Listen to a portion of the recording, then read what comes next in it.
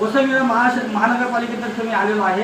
आता जो पावसाळ्याचा सीझन चालला आहे, या सीझनमध्ये डेंग्यू मलेरिया हे 2 आजार जास्त म्हणजे जास्त प्रमाणामध्ये दिसतात आपल्याला। तर त्याचं कारण असं आहे की ह्या डासांची उत्पत्ती ही चांगल्या पाण्यामध्ये होते। आता जेव्हा पाऊस पडतो त्यावेळेला काय होतं, सर्वत्र चांगलं पाणी असतं, त्याच्यामुळे काय होतं की त्याची उत्पत्ती मोठ्या प्रमाणात होते। एक डास एका वेळेला 200 ते 250 अंडी टाकतो।